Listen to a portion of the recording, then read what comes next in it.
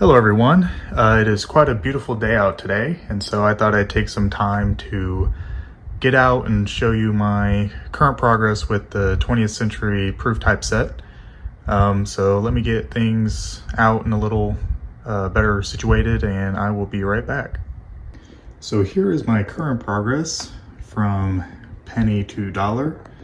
I've never shown this before, so just wanted to make a video kind of just showing what I have so far, and of course as I continue to add or upgrade, show that progress as well. So of course we got the magnum opus over there, which we will get to, but I would like to start with the pennies. So I just have two at the moment, the zinc Lincoln cent and the copper Lincoln cent, both memorial.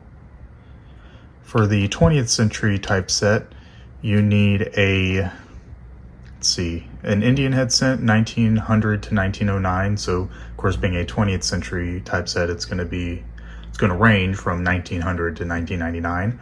So you need a 1900 through 1909 Indian head cent, a 1909 to 1916 matte proof wheat cent, a 1936 to 1958 brilliant wheat cent, a copper memorial cent, and a zinc memorial cent. So at the moment I just have two of them. They're, pretty standard. Of course, at some point I'd like to get a 69 decam, probably a 70s. That'll be easiest to get. But at the moment, I just have a first year 1959, and then I most likely won't be upgrading this one since it's already a 69 decam, unless I get, I find a cheap 70, but I'm pretty satisfied with the 69. On to the nickels. I only have two, so the nickels are actually the hardest to collect in the 20th century proof type, only because you need a Liberty V nickel, 1900 to 1912. You need a type 1 matte proof Buffalo nickel. Of course, it's only 1 year, 1913. Then you need a type 2 matte proof, which is 1913 to 1915. And then you need a brilliant proof Buffalo nickel, which is 1936 and 1937. So your options are pretty limited, and even the brilliant uncirculated proofs are pretty expensive. So out of all the coins, the 1913 type 1 matte proof is the hardest of the entire set to get, alongside the Morgan, and then the type 2 proof matte proof Buffalo. So I may not be getting the matte proofs, but definitely eventually a brilliant proof Buffalo. But for the moment, for the time being, I have a 1983 proof 69 with or kind of like the 96 cent.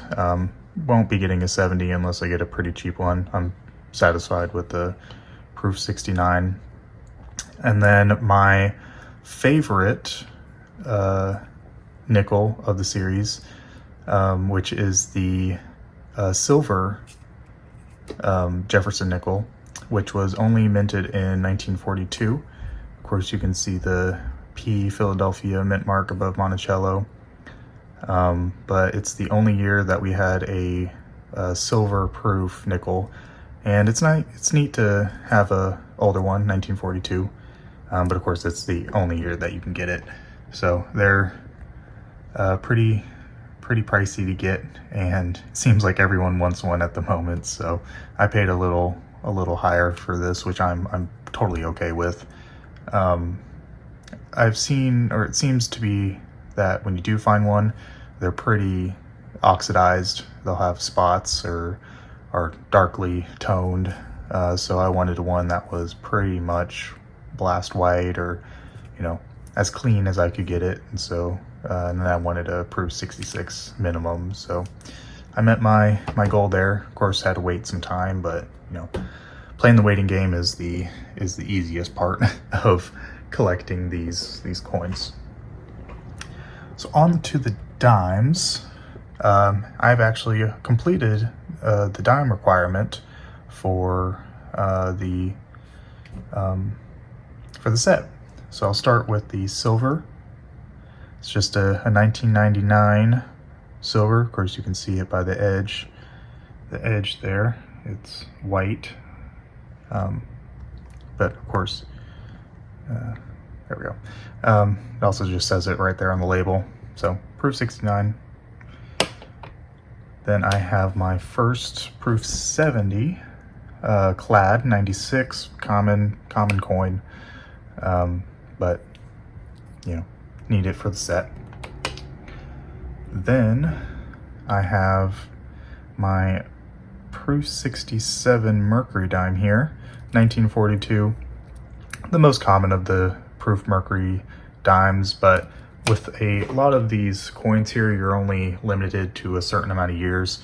So for your Mercury dimes and your, let's see, Walking Liberty halves, you're only limited to 1936 to 1942, 42 being, you know, the year they minted the most of either coin. I'll show you my comparison. So this one, let's see, this one here was an upgrade. The one I had before it was, let's see, this 1942. It's cacked, but you know, it's pretty toned. But you know, it's a nice, it's a nice coin. But upgraded to a 67 non-cack, which, you know, it doesn't matter either way to me, but you know, this one's blast white. And you know, to me, looks better. Definitely, of course, condition-wise, it's better, but as far as like what it looks better. So there was that. So that was my first upgrade. Then here is my proof barber. I'll try to, let's see if I can get a loop. What's fun about these early proof type coins is there weren't a lot, or I guess a lot of low mintages. So for the 1942 proof war nickel, they made 27,600. For the proof Mercury dime, they made 22,329. And then for this 1906 proof barber dime, they made only 675. So quite a low mintage compared to the circulating or business strike examples. What I like about this one, you know, it's a nice purple blue toning on both sides. It might be a little hard to see, but overall, I think it's a nice dime. I bought it with the Morgan that I'll show later, but I kind of had to buy both at the same time. So that is the dime set, fully complete. Of course, none of these I'll probably upgrade, just because I'm pretty satisfied. I kind of have grading standards that I want. Like, I don't want a proof 61 or a proof 60 barber dime. I wanted at least like a 64. I wanted at least a 66, not like a 64 for the Mercury dime. But of course, eye appeal is that's kind of where I'm going with it. If I like it, of course, you know, if this was a proof 61 and I got it for a decent price, then I'd be fine with it. But usually a technical grade will go with the eye appeal. Of course, more hairlines, the less the grade is. So that's kind of the idea. So that's the dimes.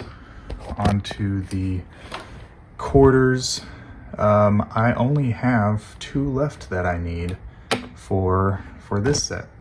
So I'll start over here with the just New Jersey, 1999. So they include the statehood quarters since they started in 99, and that's in the 20th century. So you need a clad one and a silver. So, you know, pretty standard proof 69s. 70s aren't much more, but that's just, you know, what I got. And then my other proof 70 is the clad Washington quarter, this being just 98, year before they switched over to the statehood quarters. And then silver bicentennial. So you need both silver and clad bicentennial sets for this set. I have all of the silvers. I don't have any of the nickels, copper nickels yet. But you know, someday I'll buy a set of those. And then this 1963 proof 68 cam. I could get a kind of like a modern proof, silver proof started in 1992. Get like a proof 69 or proof 70 decam, but I bought this with a another coin. Actually, one of the only coins I regret selling, which was an 1863 seated quarter, and so I had these as a set, and so this is kind of like a memento to that. So maybe in the future I'll upgrade this, but for now it's kind of where I'm at. So the only other quarter that I need is the barber quarter. I did own one at one point. In fact, I started this set back in 2020, but had to sell some of it to pay for some expenses when I was starting college. And this past June, I decided to get back into it, starting with the Morgan Dollar and the Proof Barber dime. And this is kind of where I'm at the moment. Moving on to the half dollars, I think I only need two. The clad bicentennial, and then the barber. I had a barber that was absolutely gorgeous. But you know, you got to sell some coins sometimes. That's kind of what I had to do. So starting with 95, this is actually, I think, a key date for the when they started the silver coinage again. But yep, got that. Got us just a standard 77. Nothing really special here. May get a 70 one day. It's not very, you know, important to me. Of course, the proof 69 silver bicentennial half. This nice proof 68 decam 40%. Of course, with the 40%, you're only limited to 1968, 1969, and 1970. This is kind of the best one that I've ever had, and I've always kept it. I got this coin in 2020 or 2021, so many years ago when I was kind of going back into collecting. So I'll probably keep this forever. I mean, if anything, if I upgrade it, I'll keep it. Same with the 1963 quarter. This is kind of a placeholder. You know, it's a proof 69, or not proof 69, proof 65, but a 1954 Benjamin.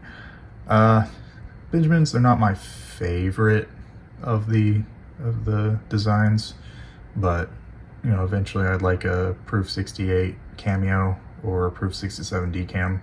I like those a lot better, but they can get pricey, and so for the moment I'm just stuck with this proof 65. But out of all these coins, that one will be the most likely to upgrade. And then one recent acquisition, a really nice Walker half, proof 66 plus. Got hacked. I'll get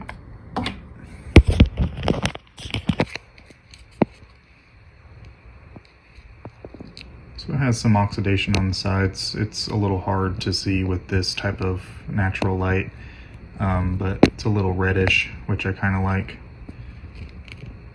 Of course, you see the 1940. This year they made 8,808, which is, you know, not that much. There's the back. Of course, Adolf Lyman's Eagle. It's one of the best, in my opinion. $50 there. Of course, all were made in Philadelphia, so there's no mint mark. I mean, overall, just really, really nice surfaces. I think there are a few hairlines in the fields on the obverse, but other than that, it's a really nice coin, and very, very happy to own it for this set. And you see the flashiness. And that is the halves. Of course, like I said, I only need, I think, two: the copper nickel bicentennial, and then the barber. The barbers are very expensive. I paid a lot for the one that I had beforehand before selling it. But of course, you know, it takes time, which is fine. I'm okay with it. It's fun just putting the set. I mean, putting the set together is the fun part for me. It's nice to have a complete set, but actually going out and finding the coins and then upgrading and downgrading, maybe if it's a coin that has some nice appeal but is a lower grade, that's the fun of it. You know, eventually I'll finish the set. But so on to the dollars. I currently only have two of them. You need the silver and copper bicentennial. You need a copper Ike, a silver Ike, a Susan B. Anthony, and a Morgan. So for the most part, I have it all, or the modern stuff will be easy to get. It's just, you know, when will I get them? I don't know. I'll get them at some point. But the most important being, well, I'll show you the Eisenhower, you know, just a standard silver Eisenhower.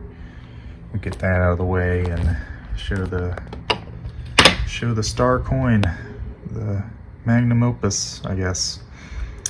A lot of people like the blast white coins. I do too, but there are certain ones, kind of like the older proofs, like pre-36 proofs, that I like a little bit of toning. I kind of like the oil look to the obverse of this coin, and then the reverse, it's pretty blue. A pretty blue with some yellows in there.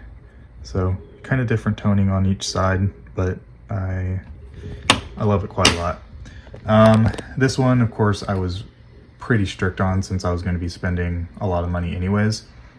I wanted at least a proof 64, and then of course it had to be 1900 to 1904, not including the 1921 Zerb or Chapman, I think. So you only have 5 years to choose from, and the 1900 being the most minted, they only minted 912. So even for it being the most minted 20th century proof Morgan, they didn't make a lot. So I will get a little close up here.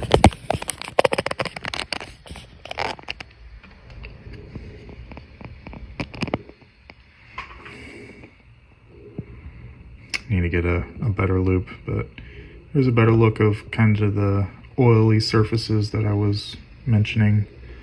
Of course, any proof Morgan is going to be struck extremely well. There's no flat spots. And then what I love the most is the edges, the very, very, very sharp edges. We call them square edges. But yeah, you can see it really well there. Of course, 1900. But with that oil look, you kind of get all the colors, and then on the back it's just blue, which I love. Of course, I love seeing the head of the eagle, just because, you know, they strike them really well. So I got the blues, the purples, the yellows, $1. That's square edge.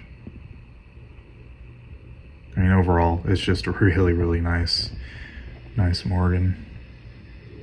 And of course, I probably won't be upgrading this ever, and it may be a forever coin. I don't know yet. It's kind of hard to tell. I said that about my proof barber set before I sold it all. Maybe I'll throw up some photos here. But yeah, it's, I mean, a dream coin of mine, and I'm happy I'm able to share it with you guys. And yeah, of course, as I upgrade, I will show various stages. This is kind of just the few months getting back into it. I started back in June, or started again back in June at the Tulsa show, buying those two. And then in the coming months, I'm sure I'll add more coins, and I'll update with what I get, because there's 36 coins total. I have 21. That's about 59% of the way there. Without the matte proofs, it's 33, and so that's probably the stopping point. Of course, I may get the matte wheat cent, which brings it to 34, but 34 is probably my stopping point for this set. But of course, who knows? I may get lucky and find a reasonable matte buffalo nickel, or I may get them all. I don't know. We'll see. But as always, thanks for watching. I'm always glad being able to share what I get and what comes through my hands, and it's overall a lot of fun. So keep collecting, and I'll update periodically with what I get. Thanks, y'all.